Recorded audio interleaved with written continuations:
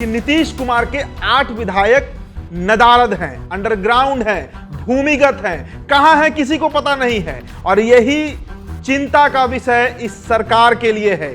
नीतीश कुमार बेहद परेशान चल रहे हैं। एक तरफ जीतन राम मांझी हैं जो अपने मांगों पर अड़े हुए हैं, वे अलग ही तरीके से नीतीश को परेशान कर रहे हैं। और सबसे बड़ी परेशानी नीतीश कुमार को अपनी पार्टी के विधायकों को बचाकर रखना है। देश के प्रधानमंत्री नरेंद्र मोदी के साथ और देश के गृह राज्य मंत्री अमित शाह के साथ नीतीश कुमार की मुलाकात है। बंद कमरे में मुलाकात है।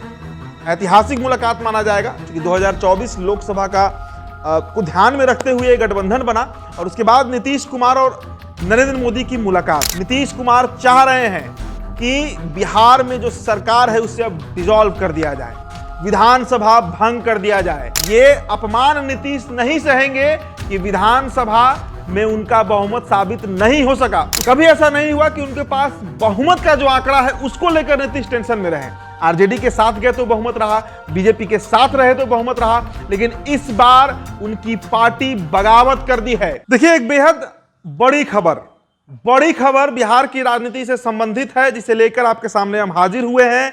12 फरवरी की ही चर्चा हम करेंगे। बार बार तमाम नेशनल मीडिया से लेकर अखबारों से लेकर डिजिटल मीडिया 12 फरवरी पर सबकी नजर टिकी हुई है।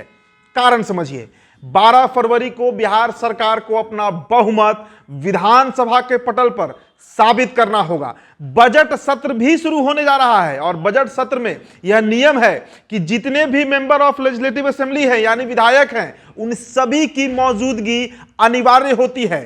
एक भी विधायक अगर गायब रहता है तो जो विधेयक होता है उसे पारित नहीं किया जाता है। यह अमूमन देखा गया है। तो अब नीतीश कुमार के सामने जो सबसे बड़ी दुविधा इस वक्त निकल कर सामने आ रही है, जो लगभग सभी जगह इसकी चर्चा भी है और पक्की चर्चा है कि नीतीश कुमार के 8 विधायक नदारद हैं, अंडरग्राउंड हैं, भूमिगत हैं, कहां हैं किसी को पता नहीं है। और यही चिंता का विषय इस सरकार के लिए है। नीतीश कुमार बेहद परेशान चल रहे हैं। एक तरफ जीतन राम मांझी हैं जो अपने मांगों पर अड़े हुए हैं, वे अलग ही तरीके से नीतीश को परेशान कर रहे हैं। और सबसे बड़ी परेशानी नीतीश कुमार को अपनी पार्टी के विधायकों को बचाकर रखना है।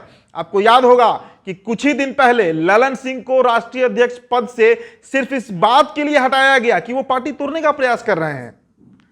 कितनी सत्यता थी इस बात में यह हम नहीं कह सकते, लेकिन नीतीश के लिए विगत 6 महीने से यह टेंशन का विषय, चिंता का सबब जरूर बना हुआ है कि उनकी पार्टी में कोई टूट ना हो जाए।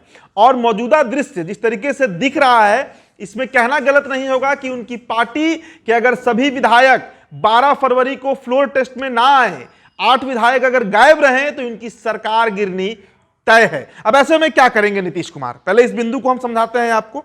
नीतीश कुमार के पास क्या विकल्प बचता है? क्या नीतीश कुमार फजीहत झेलेंगे बिहार विधानसभा के पटल पर? शायद ही ऐसा कभी हुआ हो। पिछले 18 सालों में 7 बार शपथ ले चुके हैं, लेकिन कभी ऐसा नहीं हुआ कि उनके पास बहुमत का जो आंकड़ा है उसको लेकर नीतीश टेंशन में रहे। आरजेडी के साथ गए तो बहुमत रहा, बीजेपी के साथ रहे तो बहुमत रहा, लेकिन इस बार उनकी पार्टी बगावत कर दी है। बगावत की है या उसके पीछे भी कोई खेल है? क्या राहुल गांधी, तेजस्वी यादव के नेतृत्व में कोई बड़ा खेल रचा गया है जदयू को तोड़ने को लेकर? क्या खबर है इसको आप समझिए। जदयू के 8 विधायक गायब हैं, कहां गायब हैं पता नहीं, और उनकी शिनाख्त अगर ये पार्टी नहीं कर पाती है तो 12 तारीख को ये सरकार गिरनी तय है। अब इसको लेकर जो बड़ा अपडेट निकलकर सामने आ रहा है, उससे पहले आपको एक खबर बताते हैं। नीतीश कुमार कल दिल्ली रवाना हो रहे हैं। करीब 6-7 महीनों के बाद देश के प्रधानमंत्री नरेंद्र मोदी के साथ और देश के गृह राज्य मंत्री अमित शाह के साथ नीतीश कुमार की मुलाकात है। बंद कमरे में मुलाकात है। ऐतिहासिक मुलाकात माना जाएगा क्योंकि 2024 लोकसभा का को ध्यान में रखते हुए गठबंधन बना और उसके बाद नीतीश कुमार और नरेंद्र मोदी की मुलाकात। जो खबरें आ रही हैं निकलकर, आपसे सीधा हम साझा कर रहे हैं। नीतीश कुमार चाह रहे हैं, गौर से सुनिएगा इस बात को, नीतीश कुमार चाह रहे हैं कि बिहार में जो सरकार है उसे अब डिसॉल्व कर दिया जाए, विधानसभा भंग कर दिया जाए। यह सरकार अल्पमत में जाए, बहुमत साबित नहीं कर पाए, उससे अच्छा होगा कि इस सरकार को ही गिरा दिया जाए। आगे क्या? आगे लोकसभा 2024 की तैयारी में लगेंगे नीतीश। बीजेपी के साथ ही लड़ेंगे। और देखिए नीतीश कुमार की आप स्थिति पहले आप खुद आकलन कर लीजिए कि एक तरफ उनके विधायक गायब हैं, 8 विधायकों की संख्या बताई जा रही है, दूसरी तरफ कैबिनेट विस्तार अभी हुआ नहीं है, होगा कि नहीं इस पे भी संशय है, और इस बीच लगातार उनके खिलाफ बयान, कभी चिराग पासवान अपनी नाराजगी जताते हैं, कभी जीतन राम मांझी तो खैर अड़ ही गए हैं अपने मांग को लेकर कि 2 मंत्री पद चाहिए ही चाहिए, तो नीतीश फैसला कैसे ले, और बीजेपी भी अपना हाथ खींचते रही है। इससे पहले गृह मंत्रालय को लेकर रिश्तों में कितनी मिठास है बीजेपी और जेडीयू के, वो सामने आया। तो नीतीश की लगातार फजीहत हो रही है जब से ये सरकार बिहार में बनी है, और उसके बाद नीतीश कुमार अब ऊब चुके हैं इन सभी प्रकरण से, और यही कारण है कि वो चाह रहे हैं कि ये सरकार डिसॉल्व हो जाए। लेकिन बीजेपी शायद इस पर तैयार नहीं है, और बीजेपी को मनाने के लिए ही नीतीश कुमार जो है वो दिल्ली जा रहे हैं। अब इसमें वो सफल होते हैं या नरेंद्र मोदी नहीं मानते हैं, ये तो 2-3 दिन के बाद पता चलेगा। लेकिन ये बड़ा अपडेट निकलकर सामने आ रहा है कि नीतीश कुमार दिल्ली जा रहे हैं नरेंद्र मोदी से मुलाकात करने, और ये प्रपोजल रखेंगे, ना सिर्फ प्रपोजल रखेंगे बल्कि मनाने का प्रयास करेंगे कि बिहार में सरकार गिरा दी जाए, बिहार को चुनाव में भेजा जाए, यहां पर लोकसभा चुनाव हो और उसके साथ ही साथ विधानसभा का भी चुनाव हो जाए, ताकि पिक्चर जो है वो क्लियर आ सके, और जो सरकार बने 2024 में वो 2029 तक निर्विवाद रूप से बहुमत के साथ चल सके, अगर बहुमत एनडीए को मिलता है।